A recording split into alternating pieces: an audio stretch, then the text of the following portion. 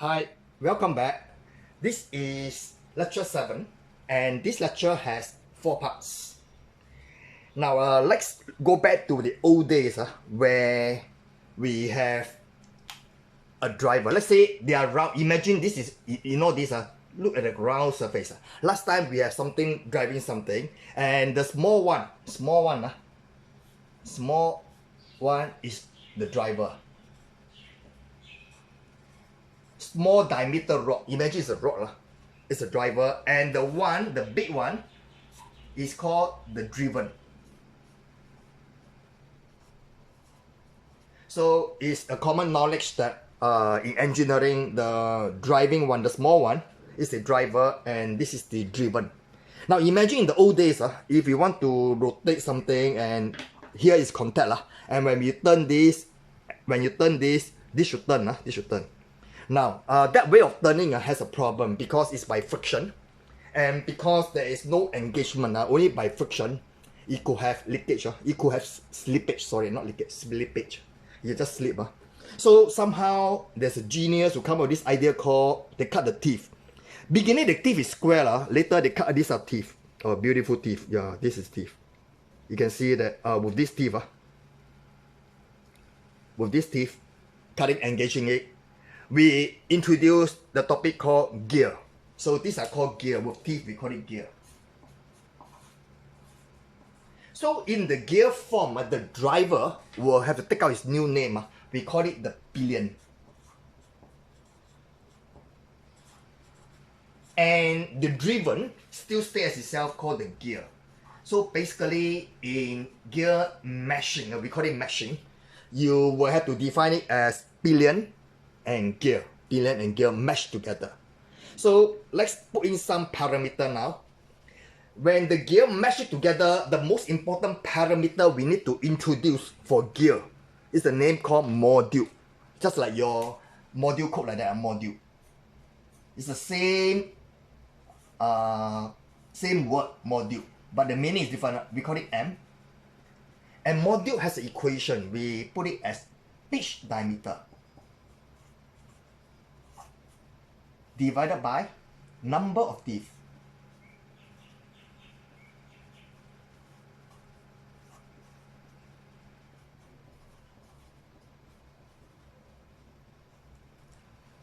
Number of teeth. And now let's put in the terms that we love to use in gear. So in gear, we call that the gear, the diameter that we have nicely placed here. This is the pitch diameter. So diameter, D for diameter, and because it is the pillion, we call it the input, I, input. And the number of teeth, we count the number of teeth, we call it Ni. Ni means, Ni, maybe I put down the English word, Ni means what? It means number of teeth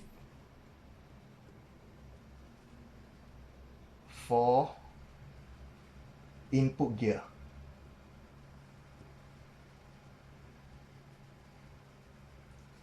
That's what it means by that.